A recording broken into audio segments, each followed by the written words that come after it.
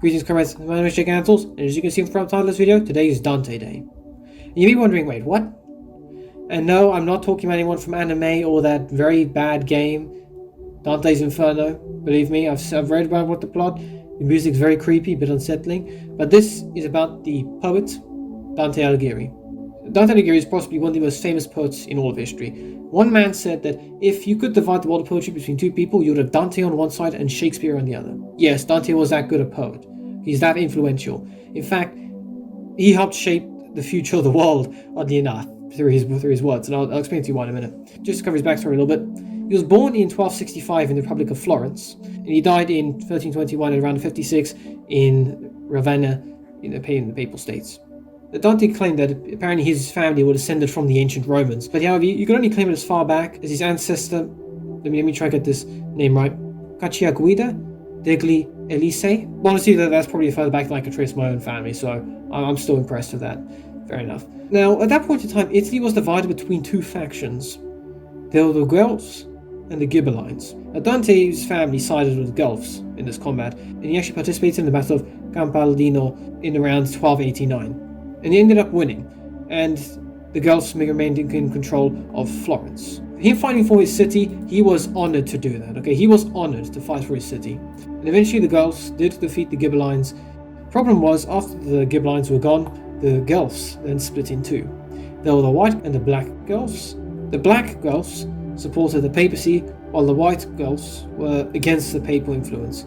And you see, this is because at that point in time, it was Pope Boniface VIII. And this pope was not a very good pope, so the white Guelphs were expelled from Florence, and so poor Dante was forced to leave his city and remain in exile lest he be killed if he approached it. I mean, in fact, this situation was so bad that in 1334, Pope Benedict XII said that anyone who divides themselves into the Ghibelline and Guelph factions would be excommunicated. So poor Dante was forced to leave the city that he loved, and unfortunately died away from his beloved city, and he did not have a very good opinion of Pope Boniface VIII, I can tell you that now. He did not have a good opinion of him. Now, although whilst we may not know too much about Dante's education, we know that he was a fan of poetry, and he liked the epics. Once he liked reading the works of Cicero, Ovid, and especially he loved Virgil. He absolutely loved Virgil.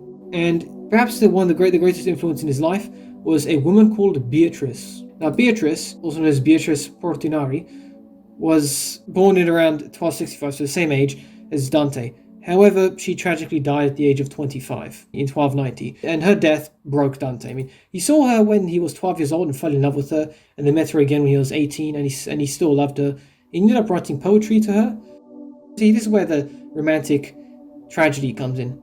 You see, Beatrice was married to another man, and Dante was married to another woman. This was an arranged marriage when they were very young, and so there was nothing much they could do when they did meet, but Dante loved Beatrice massively. We don't know much about if Beatrice loved him back, really, because she didn't do any poetry herself, but reading Dante's words and opinions about her, he truly loved Beatrice, and when she died, it really broke him. However, she didn't stop being any significant influence for him later on in life. So especially after Dante's exile, he wrote a lot of works, such as La Vita Nuova, which is the new life, De Convivio, which is unfinished. He wrote De Monarchia, Le Rime. These are all collections of poetry and stories. Perhaps his greatest work, the one that anyone who knows him will know him by, is his work on the Divine Comedy. I'm looking forward to doing a video about this itself, because it's a truly brilliant piece of work. It deserves its own video, really. Now, it's not humorous, okay? It's just that in the past, there were two types of work. Tragedies are typically reserved for the upper class, and the comedies are reserved for the lower class. So Dante, wishing to have a larger reach, made his work appeal more to the lower class, so people would be interested in reading it. And it's called Divine because it focuses a lot on theology. And that's why it's got the name The Divine Comedy. And the Divine Comedy is perhaps Dante's greatest work, and one of the most important pieces of literature in European, if not world history. It's also, to me, personally significant because I think I was doing research for my book series, and at one point I was trying to do a map of hell. Yes, I go to hell. But you go to hell in my book series. It's a very interesting place. But I was very interested in the idea of hell and how it's laid out. And so I decided to do some research on it, and I found out that it was apparently our ideas of hell, burning place of people tormented and the way they're tormented. I found it was apparently influenced by Dante. I was like, okay, who's Dante? Because at that point in time, the movie Inferno had come out, And I was thinking back of this apparently painting by Botticelli, and I thought, okay, well, so Dante's apparently his work inspired how we see hell. Okay, so I did some research on it, and I thought, you know what, the Divine Comedy actually sounds really good.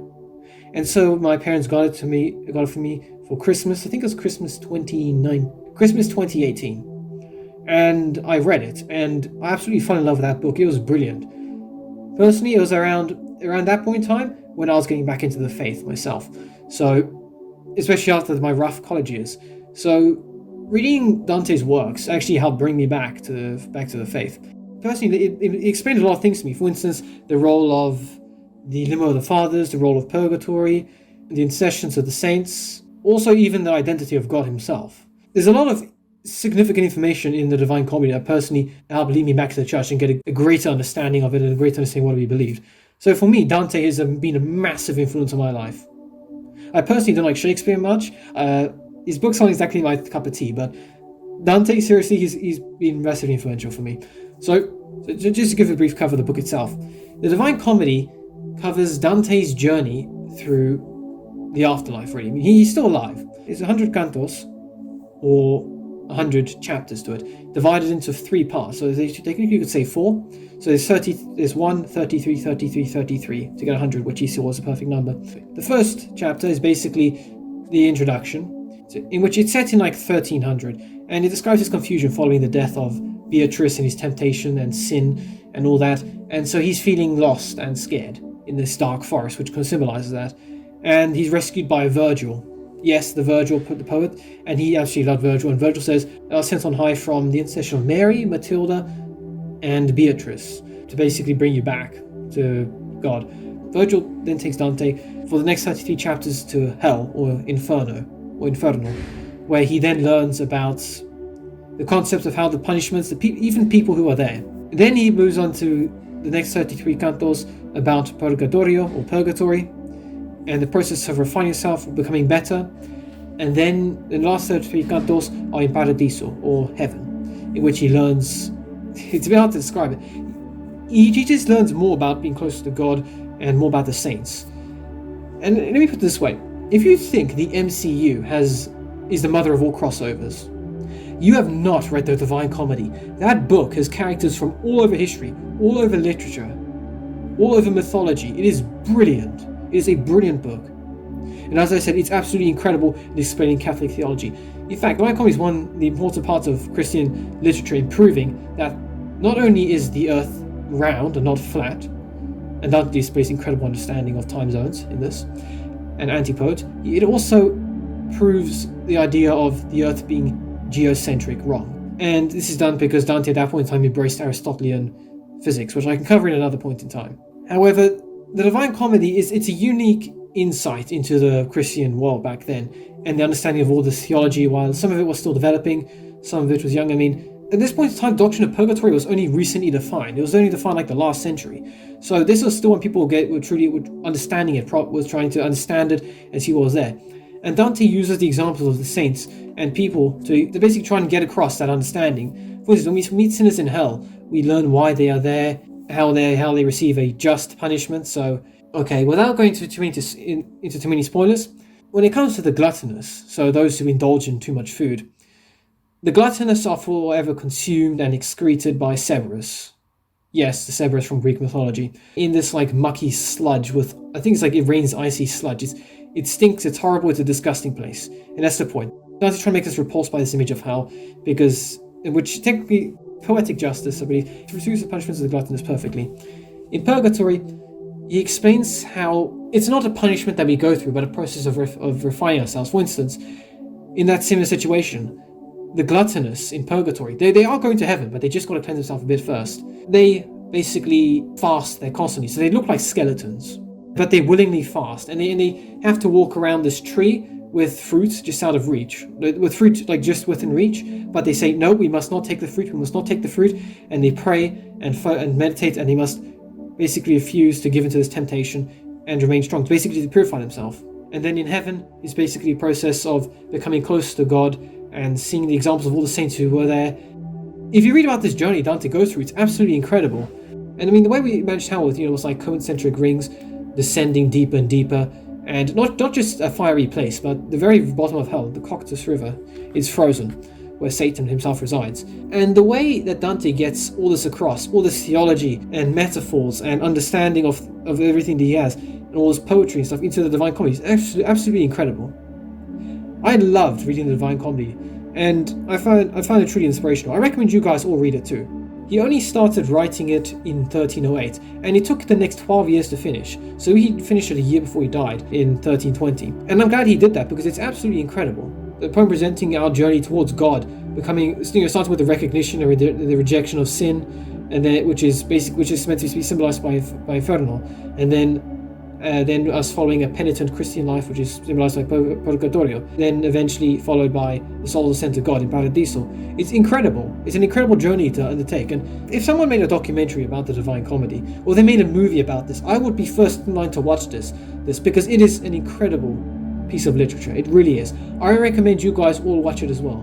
Also, you may want to see Liszt's Symphony for the Divine Comedy. It's incredible to listen to. It's powerful. You can imagine Dante descending through hell in the first third of it, when in Inferno, and then it gets a bit more calmer and relaxed in Purgatorio, and then in Paradiso it's just, you can almost feel like your own spirit just uplifting and reaching a level of incredible revelation. Yes, I spend a lot of time listening to this symphony. It's beautiful. Just trust me.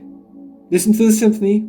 Read the book. You're going to love it. You won't regret it. If you're an atheist or you're not Catholic, but you do want to understand Catholic theology, I recommend you to read the Divine Comedy. It gets it across perfectly in such a way that you understand the practical doctrines.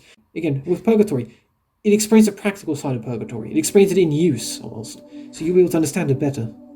It also helps me understand, was the notion of the worthy pagans. So we know that during the harrowing of hell, Christ opened the gates to heaven, and all the souls that were in the limb of the fathers were able to go. Saint Adam, Saint Eve, Saint Abraham, Saint David, all those patriarchs, matriarchs, all those people there.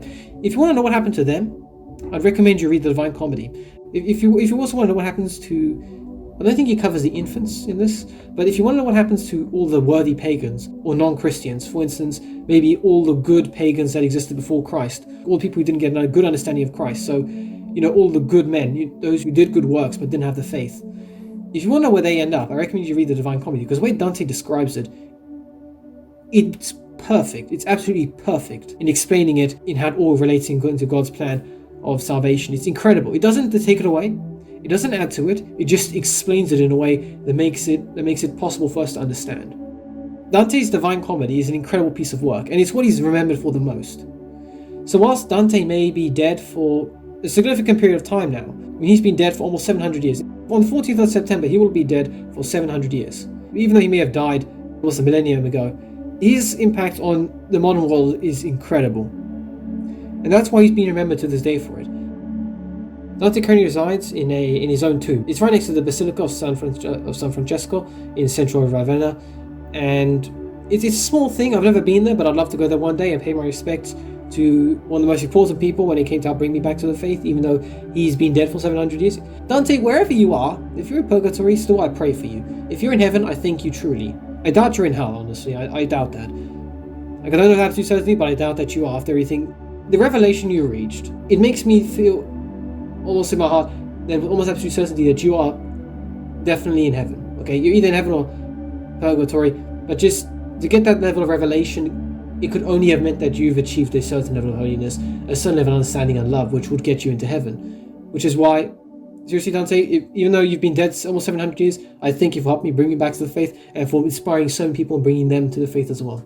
And similar to Dante's tomb, there's also the Santa Margherita de' Cerchi, I believe it's pronounced. It's basically it's one of the oldest churches in Florence, and it's actually where the tombs of the Portinari family are, which I believe Beatrice's tomb is there as well.